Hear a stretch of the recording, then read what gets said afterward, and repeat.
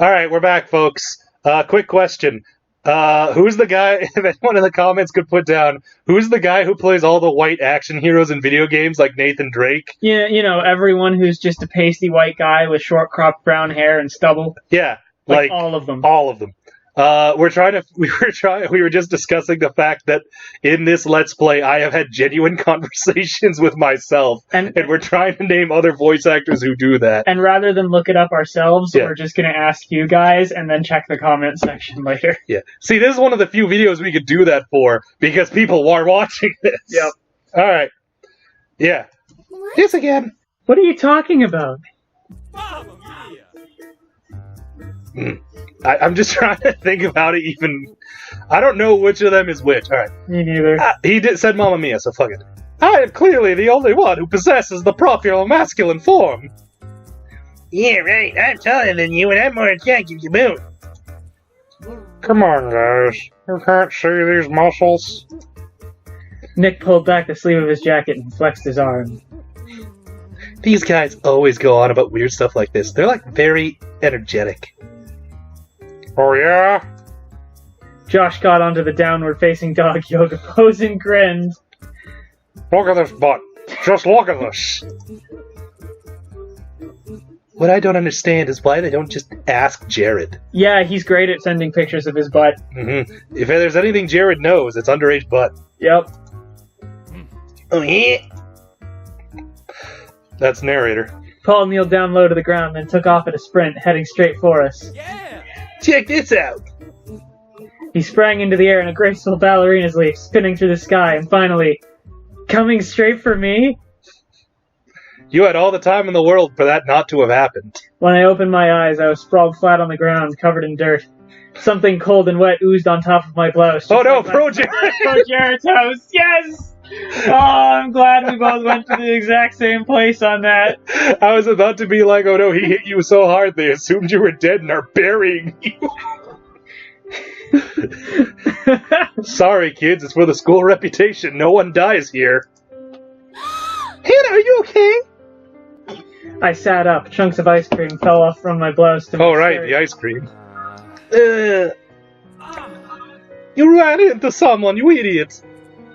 My uniform. It's ruined. For a few seconds, silence. Then Snickers rippled all around me like the whining of cicadas. Those fucking assholes. My throat closed up, water stinging my eyes. Not this again. When my uniform's ruined, I collapse into a singularity.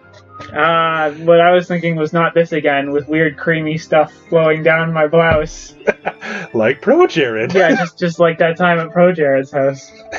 I stood up, prepared to walk away with dignity, when the entirety of the Normal Blues Club suddenly appeared in front of my face. What's up?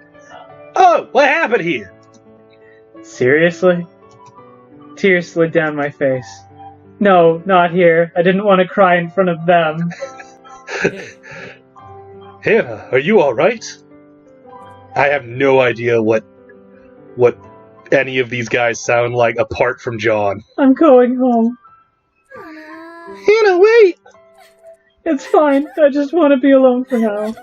Seriously, are you that emotionally compromised from fucking ice cream? Well, I think the whole thing is that she's super poor, so she could only afford one uniform. Ooh. So there's now a big fat, what looks like cum stain all over the front of her very green uniform. That would do it. Right? So now she's gonna look like she spent the night at ProJared's every day for the rest of her school career. As opposed to everyone else who spent the night at Jared's, and now the internet knows. Yep. It took all of my will not to run back to the dorm. I immediately changed into my pajamas and climbed into my bed, reaching for my stuffed rabbit. What am I gonna do if it ends up just like last time? Mr. Bunny stared at me with big, lifeless eyes like the uncaring jackass he was. Why don't you ever help? Damn it, Bunny! I give you room and board, and this is the thanks you give me? It mocked me with its silence. It thinks it's so smart. Its cold, dead eyes staring into my soul with no answers to give. Just like my school counselor.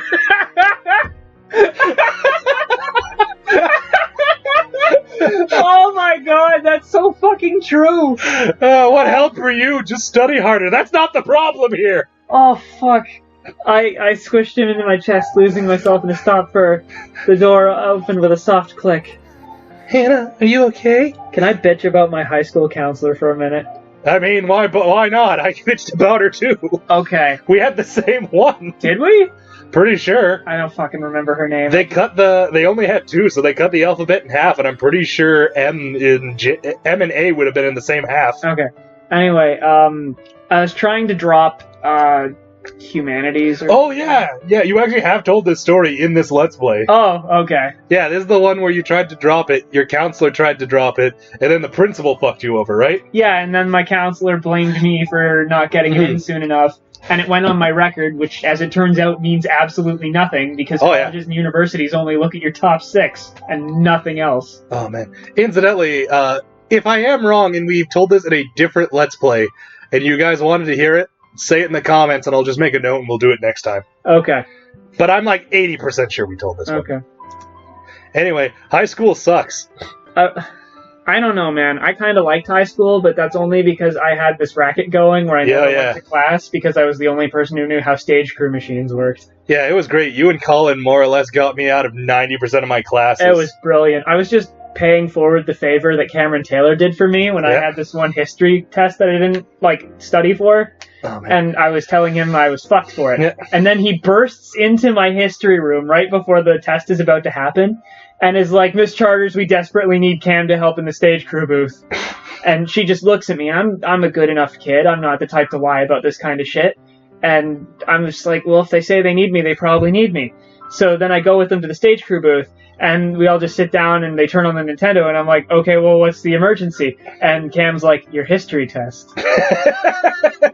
And I'm like, okay, this is how it's going to be. I can deal with this. I remember my favorite was when Colin took over stage crew. He started giving me heads up anytime there was a big assembly coming up, and he just preemptively signed my agenda on the days, and he's like, yeah, now come up, we gotta go beat the battle subway. So him and me would sit in stage crew booth on our DS's doing the fucking battle subway in black and white. That was where it was, right? I think so. Anyway, it was some Pokemon Battle Subway thing, and I remember one of my favorites was it was like the beginning of the year, and the principal's up at the top talking about how over the summer they really put in the effort and souped up all the facilities. And I'm like, I gotta pee. I'm gonna use those souped up facilities and see if it can handle my monster urine. I opened the door, and right across from the stage booth is a water fountain whose main had exploded and was firing water into the wall. And I just stared at it, and I showed Colin, and him and me were like, didn't he just say he fixed everything? Okay, so you know how Colin signed your agendas to get you out of class? Yeah. Turns out that was almost entirely my fault, because the year before, when I was the head of stage crew, before Colin took over when I left, we didn't have a teacher to sign our agendas because she left and totally left us high and dry. So I just signed the agendas and then just wrote underneath it head of stage crew, and the teachers just started accepting that. And that's when we figured out that I had some manner of administrative power and could just take people out of class and officially mark it down. And then I guess Colin just kept up the tradition. I'm not sure if he even knew it was you who started it. He just was like, well, this is what everyone else did. And I'm like, hey, I ain't going to stop you abusing your powers. Go nuts, dude. I wonder if they're still doing it. No one told us we had this kind of power, and I'm not entirely sure we officially did. It's just that we did it and no one questioned it. Well, real talk, I do know they got rid of the library. Oh, really? Huh. Yeah. I rolled over in my bed to face the wall, pretending to be asleep. We forgot we had a plot. Oh, right, the video game. Yeah. When are we going to start that podcast? I don't know. Mai stood in the center of the room for a while, looking at me. Finally, she sat down at her desk and began to work on something. Fuck, this actually would work good as a podcast. I'm not kidding. Me and Mark have been talking for a long time of like, I bring on you, he brings on one of his friends, and we just turn it into a 4-person, like, what's the latest affairs in the world of comics, games, music, and movies. Oh boy. Because each of us brings in our, like, unique aspect of worthless information. I know a shit ton of stuff about Transformers. Exactly. The sound of her pencil scratching against the paper stilled my mind. I don't know how many hours passed, but eventually I fell asleep. What are you gonna do now? Wear your cum shirt? Like a whore? It's only a walk of shame if you feel shame, Jay. No, trust me, I know. I woke up from my alarm beeping, feeling only dread in the hours to come. After the nightmare that was the ice cream incident yesterday, I never wanted to take another step out of my room. I curled up inside my blanket as my alarm went off. It was only the second day of school, and I felt the same as I did every morning at home. Mai, of course, was already up, and I could hear her hair straighten her clap shut every few seconds from across the room. You have to give it those test clicks, like with the salad tongs, just to make sure they work. It helps your anxiety. Don't ask questions, just make the clicky clacks. I felt bad about letting the alarm go off for so long, so I slid my hand out of the covers to switch it off. Hannah! Hannah, get up! Shit, wait. Okay, go ahead. Get up, sleepyhead. I know you're awake, she said as she clapped my hand with this. With the hair straightener. Yeah. I didn't even have to poke my head out before Mai's body slammed into the edge of my mattress, bouncing me up. She jumped from almost halfway across the room. What is she, some sort of cricket?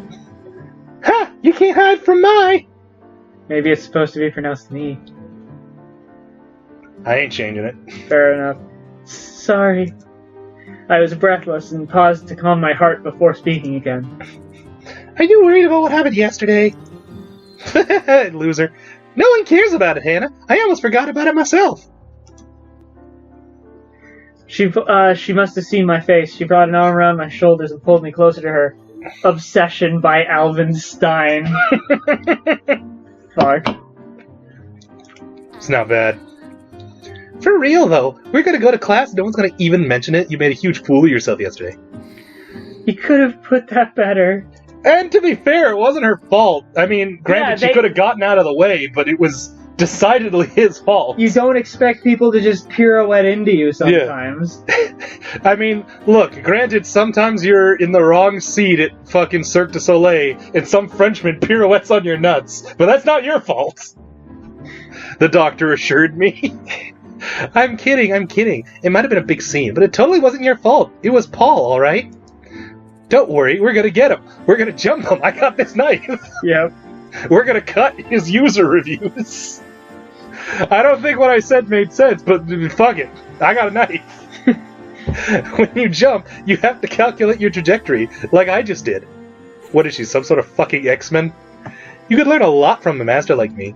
I see the numbers in the world. I know this is a video game. I see the fucking arcs. I see everything. Get dressed and cheer up. I could bottle your gloom and sell it to a wizard. And what if he used it for evil? Wouldn't that be your fault then? You can't let that happen, Hannah. Her smile was wide enough to bridge the gap between continents. The beginnings of... She was eldritch, gigantic, all-consuming. The beginnings of tears breaking in my eyes as I tried to forget the sanity-searing imagery. I turned to the globe on the side of my desk, and all I could see was Hannah's giant fucking face. Slowly overtaking us. Truly, this was the end. Anyway, we'll see you next time, folks. Whew. I enjoy making things weird.